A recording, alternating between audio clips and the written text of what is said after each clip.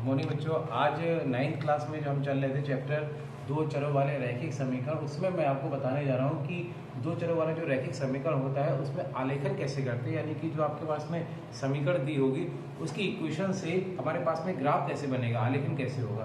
तो इसके लिए हम लोग एक एग्जाम्पल मान लेते हैं कि माना x + 2y = 6, ये आपको दी हुई है समीकरण, ठीक है, का आलेखन कीजिए। ये आपका एक क्वेश्चन बन गया, आलेखन कीजिए।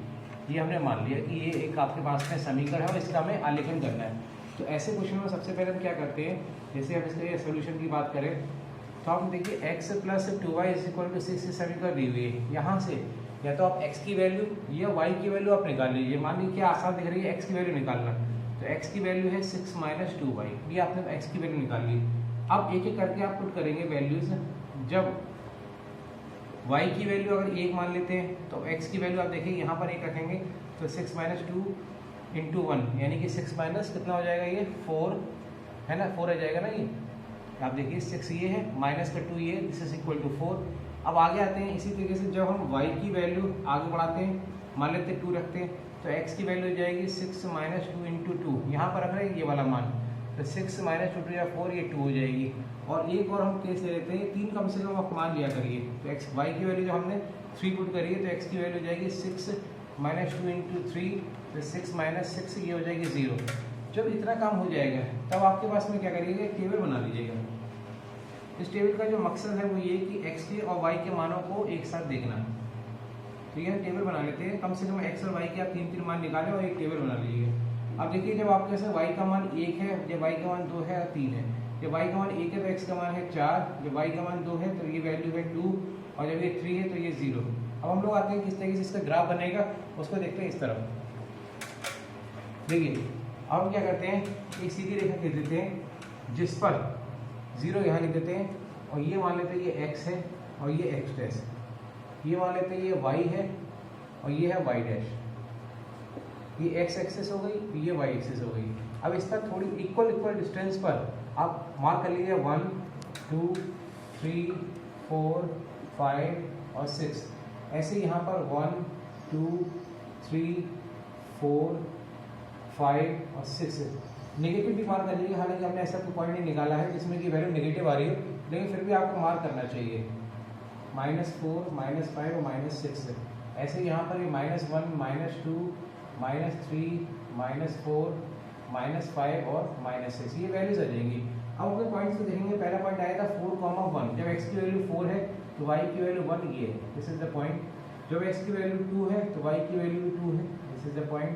और जब x की वैल्यू 0 है तो y की वैल्यू है 3, दिस इज द पॉइंट। तो इन तीनों पॉइंट को जब आप मिलाएंगे स्केल से सही से तो आप देखेंगे आपको एक सीधी रेखा मिल जाएगी। हालांकि मेरे पॉइंट थोड़ा ऊपर नीचे हुए हैं, लेकिन जब आप स्केल से मिलाएंगे तो ये आपके पास में बिल्कुल सीधी रेखा प्राप्त हो जाएगी, ठीक है। तो इस तरीके से आपके पास में इन पॉइंट्स को भी नोट कर लेंगे। 4, 1 है, ये 2, 2 है और ये 0, 3 है। और ये जो आपके इसमें रेखा है यही आपके पास में दी गई समीकरण का आलेखन है, ठीक है। क्योंकि एक क्वेश्चन ये मैंने करा दिया, इसके बाद में एक एग्जाम्पल और कर लेते हैं। तो एग्जाम्पल से और एक और एग्जाम्पल लेने के बाद में आपको ये चीज़ बिल्कुल अच्छी तरह क्लियर हो जाएगी। फिर एक्सरसाइज से क्वेश्चन नंबर 1 आप खुद कर सकते हैं।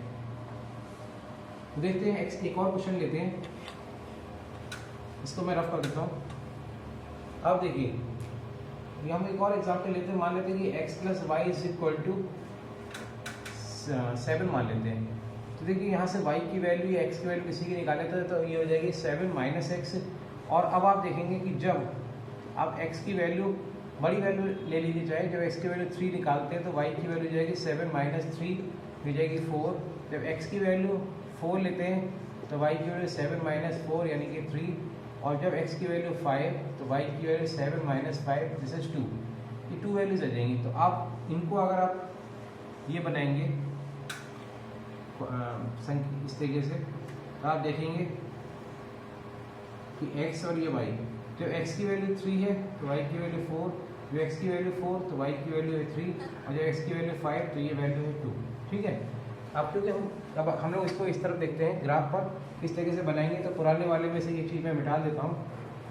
और अब आप देखिएगा ज़रा ध्यान से, देखिए जो पहला पॉइंट है, जब x की वैल्यू 3 है तो y की वैल्यू है 4, तो 3 पर 4 ऊपर आएंगे, ये 3 4 इधर आ जाएगा। x की वैल्यू 3 और वाई की वैल्यू 4, ये पॉइंट आ जाएगा। This is 3,4। फिर है एक्स की वैल्यू 4, वाई की वैल्यू 3, 4,3 यहाँ पर आ जाएगा। फिर है 5 और 2, एक्स की वैल्यू 5 और वाई की वैल्यू 2।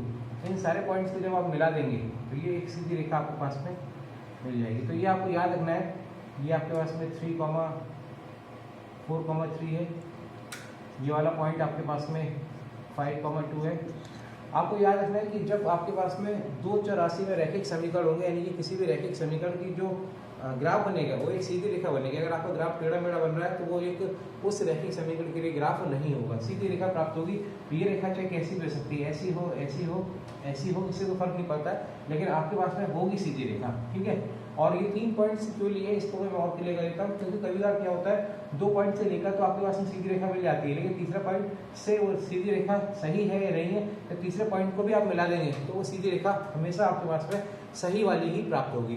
अगर कोई भी पॉइंट से गलत होगा तो वो सीधी रेखा आपको प्राप्त नहीं होगी, ठीक है। तो हम लोग आज के लिए इतने कर देते हैं। तो इस एक्सरसाइज में जो आपके पास में क्वेश्चन नंबर 1 है वो आपको ट्राई कर सकते हैं, ठीक है। आज के लिए इतने कर देते हैं। Thank you.